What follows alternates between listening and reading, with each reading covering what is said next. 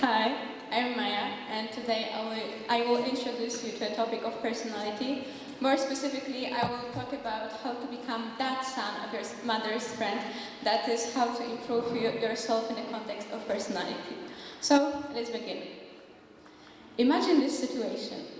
You come back home from school, remove your coat, hat, shoes, leave your bag in the hall, head to the living room where you hear your mother watching TV, and the first thing she does is greeting you by, "Have you heard that Peter, my friend Katie's son, won math competition in her school again?" Or, "Have you heard that Peter raises money for children in orphanages?" Or, "Peter rides on a trip with his friends this weekend." This is everyday life for John, being compared to the son of his mother's friend. But I think we can't even blame his parents for doing that, because, that son, he's just smarter, more optimistic, calmer, humbler, friendlier, more organized. In one word, just better. John, and I bet that every single person here has dreamed about being someone like him. But how could he achieve this? How could John turn into a person from his dreams? How could you become a person you've always wanted to be? The answer is simple. Change your personality. As with everything, easier said than done. It gets tough right at the beginning. Because what personality is at all? Well, isn't a big surprise, even psychologists cannot agree on this one. There are many different definitions of personality out there. Fortunately, the core of them all is that personality helps to define a person's behavior and is generally stable. To get a better understanding of it, I will use a definition proposed by American Psychological Association. According to APA, personality refers to enduring behaviors, traits, values, and emotional patterns that make up a person's adjustment to life. It makes you unique and enables to distinguish between you and other people. In other words, personality is what makes you, you. As it is written in an article from National Institute of Health, one of the most recognized ways to describe individual differences in personalities is the Big Five model. It assumes that personality consists of 5 traits: neuroticism, agreeableness, conscientiousness, openness, and conscientiousness, each trait being a continuum. It means that most people score somewhere between 2 extremes, so high, and a low level of a specific trait. For instance, you can be high in neuroticism and agreeableness, somewhere in the middle of openness and conscientiousness, and low in extroversion. Acronym OCEAN can be helpful in remembering those traits. Openness, or openness to experience, is characterized by imagination and intellectual curiosity. It is how curious, imaginative, and willing to do new things you are. Conscientiousness includes carefulness and goal orientation. It is how you react to impulses and what your level of organization is.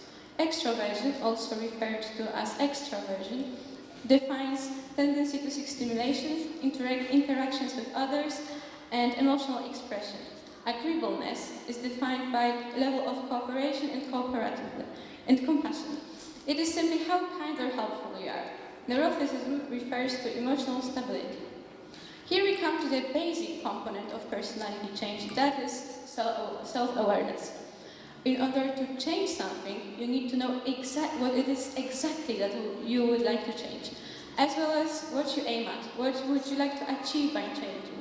After listening to me describing traits included in the Big Five model, you probably recognized some of your weaknesses and strengths. John did. He thought about Peter, so somebody he would like to become, and then come up with some traits that Peter possesses.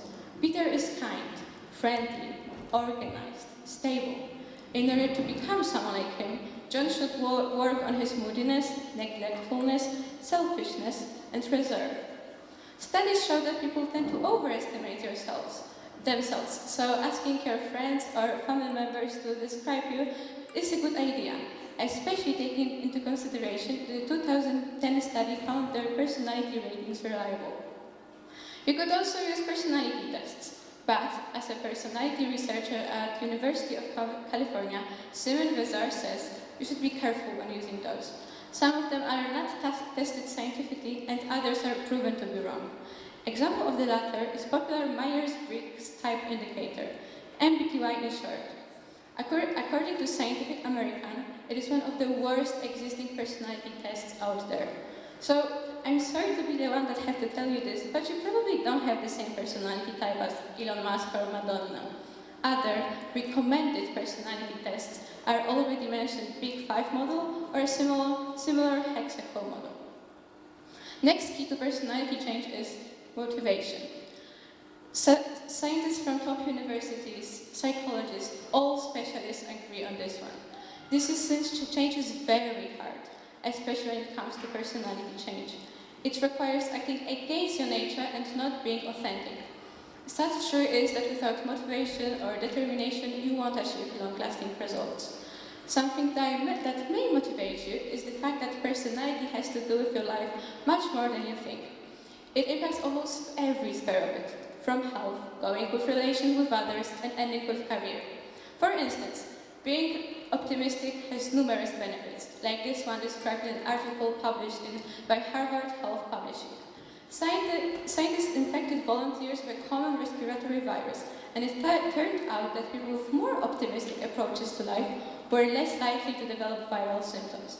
In another study conducted by British scientists, one can read that mortality and morbidity is influenced by personality. It is confirmed that by another study that link high consciousness to longer life. Being conscientious also predicts high contacts with family members. A study of University of Toronto suggested that political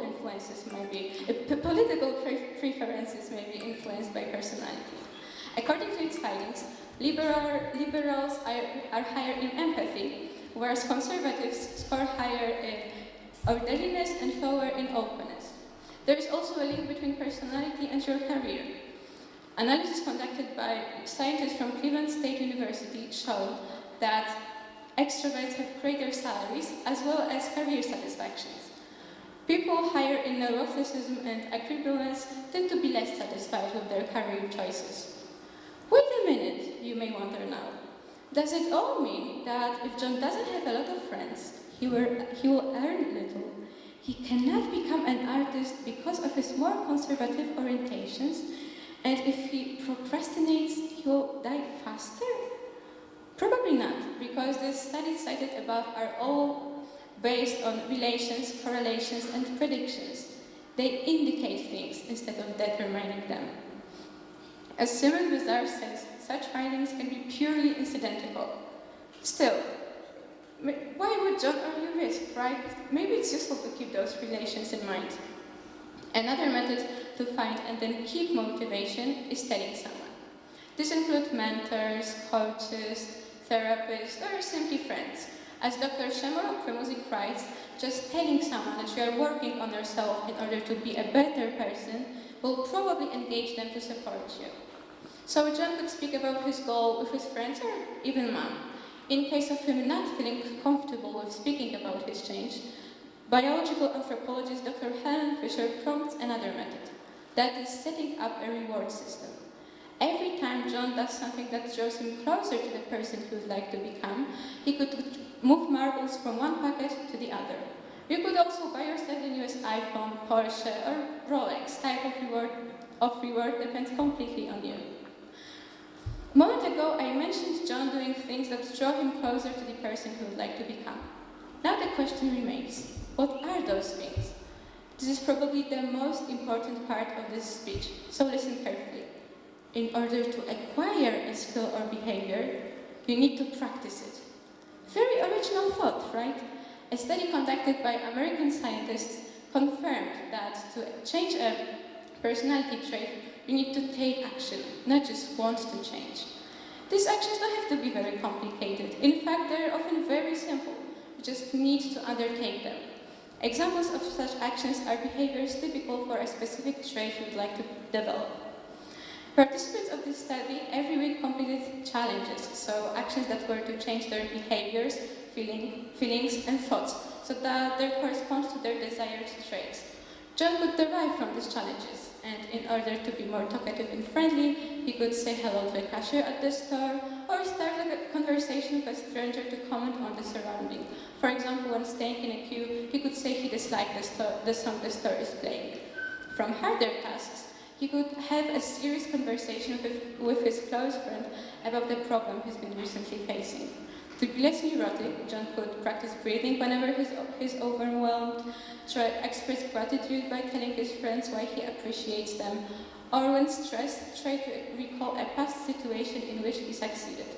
The more John will undertake such actions, the more his personality will change. Dr. Richard Wiseman, professor and distinguished psychologist, put it this way. You can behave as if you are the person you would like to be, and pretty soon you might find that it is you. Long story short, just fake it till you make it. Another worth considering approach is proposed by Carol Dweck, an American psychology professor at Stanford University. She believes that changing in between parts of personality is key to personality change. This in-between includes goals, personal strivings, or coping strategies. Beliefs influence all of them three, so if they are changed, so is personality. In order to change beliefs, you should change your mindset from a fixed one to a growth one. According to one of Dweck's paper, people with a fixed mindset believe that their characteristics, so for example, intelligence or personality traits, are fixed, given. Nothing can be done to change them. They believe that who they are now is what they are always going to be. If you are shy, sorry, you will always be shy. If you think something, there is nothing we can do with it. You will always think it. On the other hand, people with a growth mindset believe that their qualities can be changed, improved, or achieved by effort and practice. And it is not just believing, it works. People with a growth mindset and with time, effort, and practice can acquire a new skill or to hone the already given, what is proven by many studies. To gain a growth mindset, you should value and esteem the process, efforts you put in something, instead of the ability itself. So John should replace thoughts like, I'm so messy, or I have no empathy with, I didn't organize my time well, or I didn't draw enough attention to the other person. Such a mindset combines well with taking action, so you should support one by another. As you saw, or rather heard, there are scientifically proven ways of becoming your dream self, aka changing personality. You just need to identify the traits you would like to change, find and then keep motivation, fake it till you make it, and implement a growth mindset. It can't be that hard. All in all, even John succeeded, and he had a lot to work on. With using methods presented here, also your time will come. One day, you will become a son or a daughter of your mother's friend, and others will be compared to you.